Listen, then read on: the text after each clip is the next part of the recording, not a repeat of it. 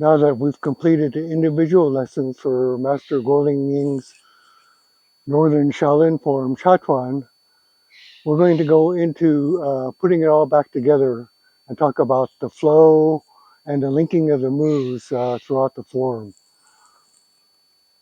I've been doing this form for probably over 50 years, and you never get tired of doing the same form.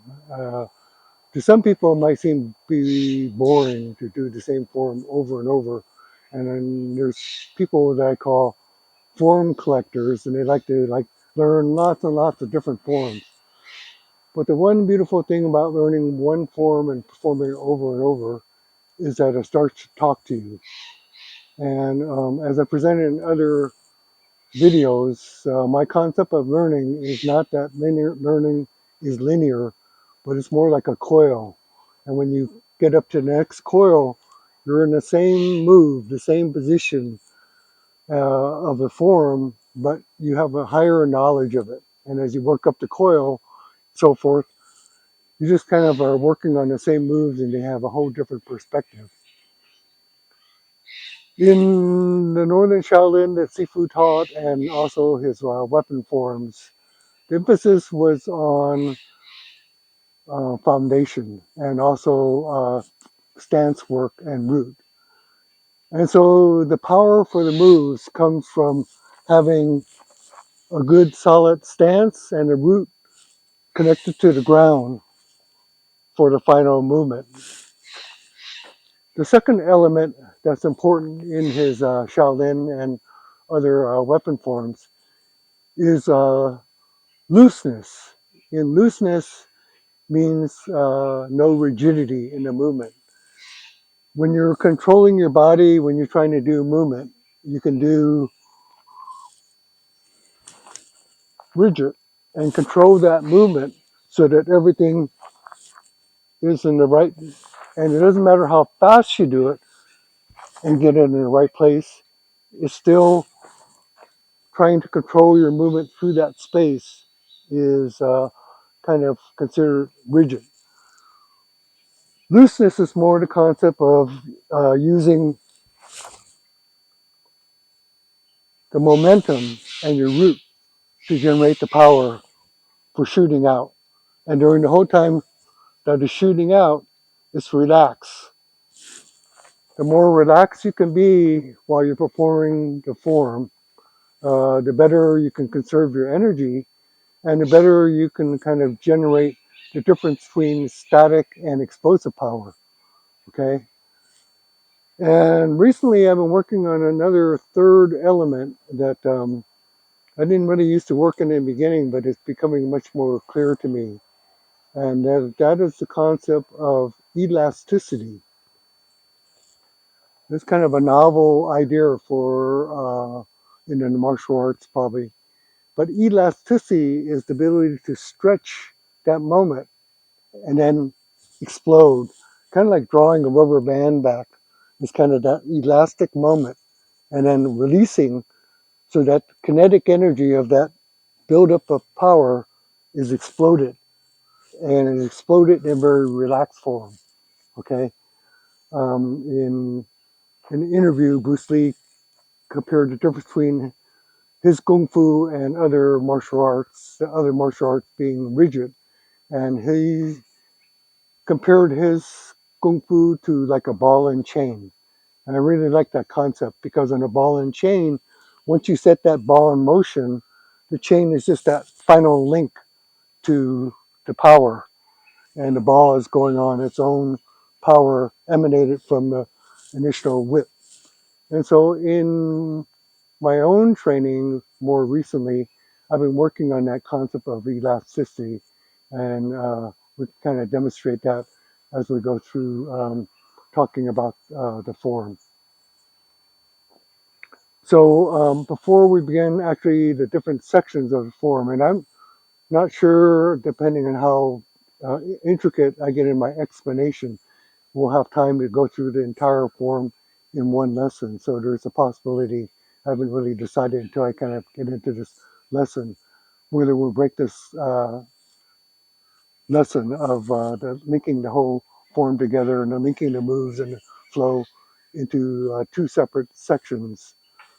Again, when I practice on my own, I really like to work on the individual sections as I taught it. Again, this is not something that Sifu did. Sifu was very old school, and he just basically taught the basic form, and he didn't really get into a lot of the details. And he left up to you to, in your own practice, explore and discover a lot of these. And of course, Sifu's, I think, feeling was that when you discover something on your own, it's much deeper than if somebody just tells you how it is. Because if somebody tells you how it is, you accept their word for it, but you haven't have a personal connection to that discovery. But when you do this form over and over and the form starts to talk to you and you discover these little hidden gems within the form, then they really become embodied into your whole soul and practice. So before we get into the individual sections, again, as I do the section, I kind of use that go to that video of creating the inner teacher. I use my inner teacher, my outer observer, to watch myself as I do the form. I don't generally videotape, but sometimes I do. And I look at each section of the form and kind of analyze it down to the nth degree of how I can generate most relaxed, loose power, and yet have power and root, and also emphasize the stability of the stances, the foundation, etc., and make sure that every move performed within that section is how I want to express it. Again, this is to emphasize that there is no one perfect way to do this form, and as I'm teaching you this lesson, it's my way of interpreting this form so that you can kind of get an insight of how I've taken this form and created it for my own, and you can do it for yourself. It doesn't have to be done this way. I'm using this as an example of how you can kind of understand going from the robotic form to your own understanding of the form. So before we begin, I'll do a quick presentation of the entire form so you can see the form, because as we're working through these lessons, it's easy to forget what the entire form as a whole looks like. And it's going to be kind of a break because I'm going to have to set up my Pivo Pod. Pivo Pod is a device for your iPhone that rotates and can follow your movements, because again, the space that I teach in is relatively small, and it doesn't allow me to have free movement in performing the form. So whenever I do the form, I usually set up the Pivo Pod and on a stand and try to record, because the Pivo Pod can move with my movements and not hindered by the uh, space. Again, I can alter the form to fit within the space, but since we're working on the traditional form as Sifu taught it, I'm using the Pivo Pod, and you'll notice the difference in both the quality and kind of the perspective. So first I'm going to do a presentation of the entire form all the way straight through, and then I'll break it up into the sections and the timing and the tempo of each of the sections and the linking of the moves.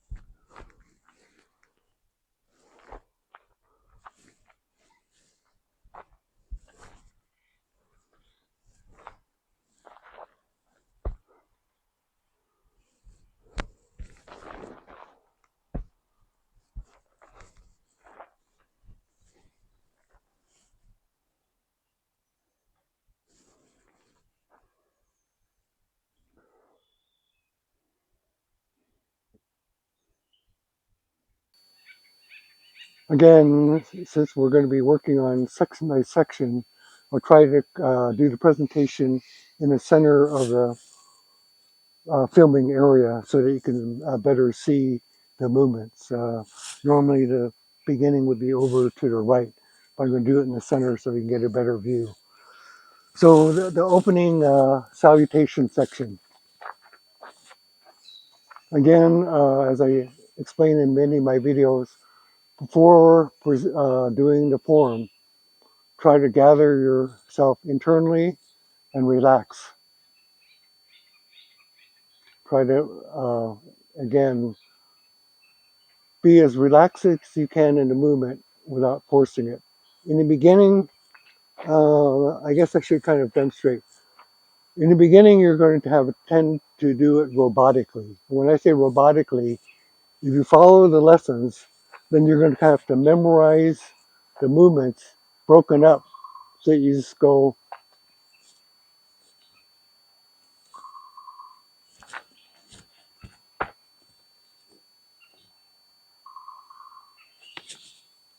like that. And even speeding that up doesn't change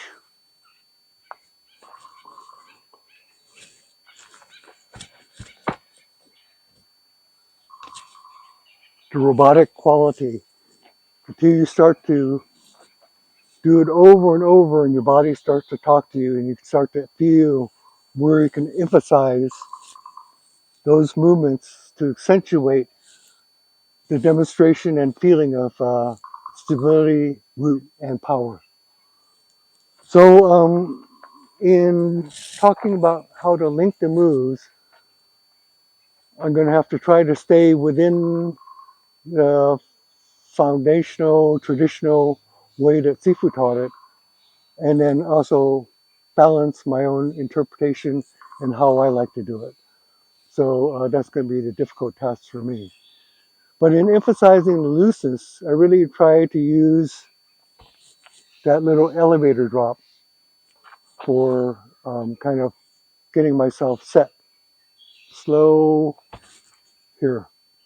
And then I like to shoot out very loose and then whip my hands back as I begin the stepping forward. So it looks like this.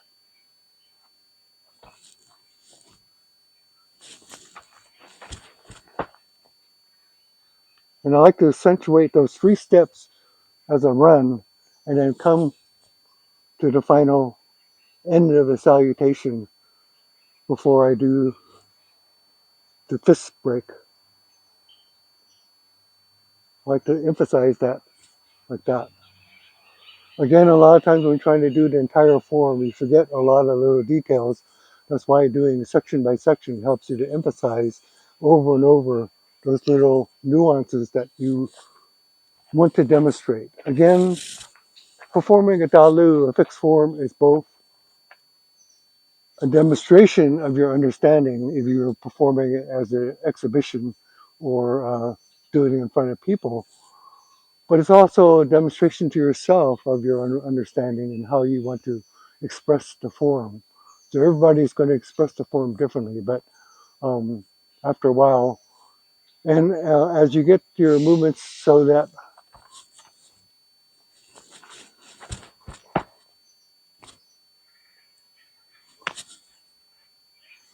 then you will have those emphasis points that you like to demonstrate. So again, I like to emphasize the drop, the shoot out, back to the big hands, then the run, shoot to the front, snap to the fist, cross, and come up into the stable crane and fairly straight arm. And that'll be the opening salutation section. So I'm going to break it up into the sections and then I'm going to add on the next section and then the next section. So we do the opening salutation section again.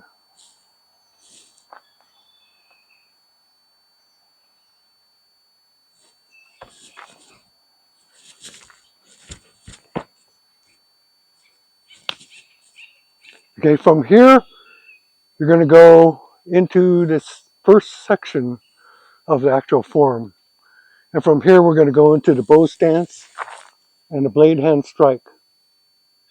And so for what I would like to emphasize here is from the stable crane stance to kind of wait until I'm in the root and then explode out with the blade hand. And I like to think about this hand coming through the center like that. So from here,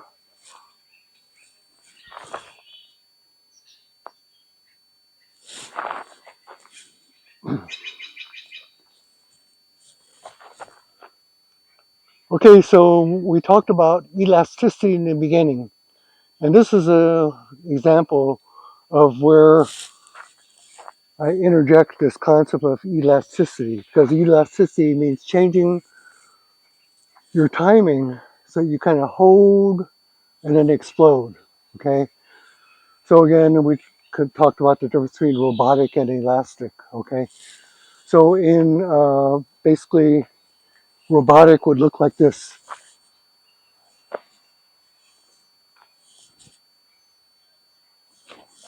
So we're taking the kick from here and stepping out into basically a foot sweep from here. So we're doing the kick into here like that.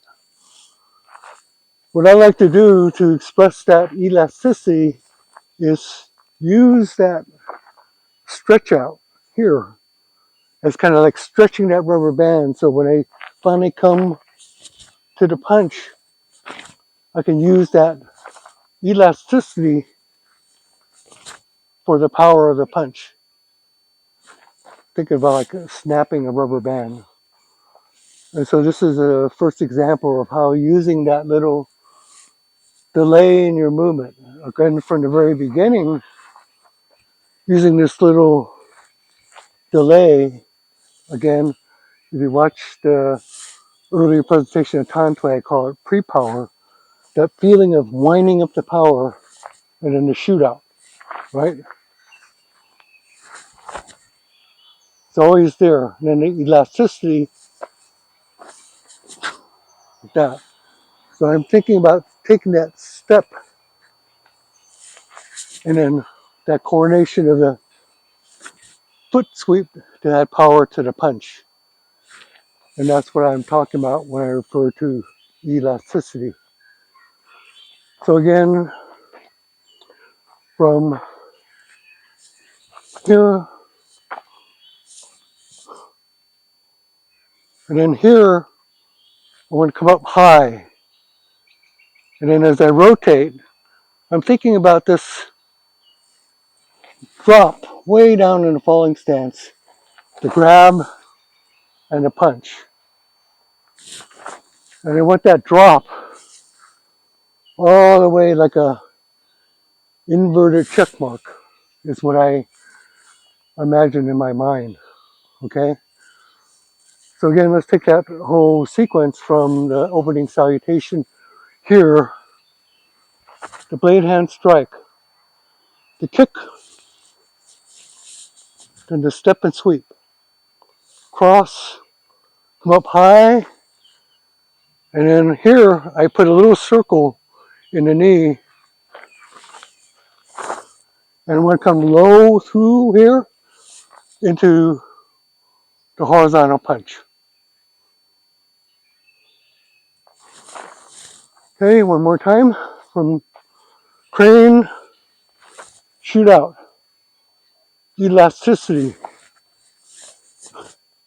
come up high, pivot, low, strong punch. Then from here, I hold a little for a split second, then I kick and run forward.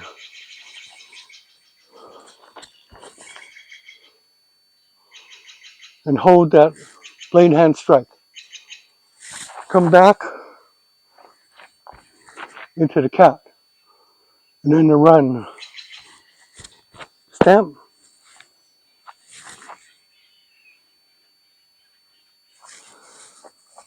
by having all those little changes in the hold, the tempo, the elasticity, you create the beauty of the form. It's not goes from being robotic to being kind of like musical. If you listen to a score of music, even though you read a score sheet and it's one note, even if you follow that score sheet perfectly without any kind of artistic emphasis, it would sound dead. And so all you're doing in this, what I'm demonstrating, putting your personality, your understanding into it, is your artistic interpretation of the traditional form. Okay? And so as I'm teaching you this and showing you these movements, that's what you have to keep in mind. Again, it's my own interpretation, and but I'm explaining to you why I'm putting in these little nuances into my form, so it becomes more alive feeling rather than just a robotic repetition form after form. Even if you did it perfectly, it would look dead. Okay. So again, each person is going to have their own interpretation. So let's take that from the very beginning, from the salutation.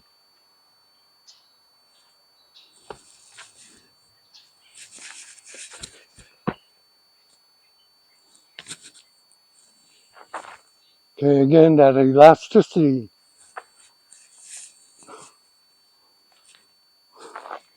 low drop into the strike, kick. So all those movements that I'm doing are done together as a link. Then to run, step behind. And that's the end of the first section.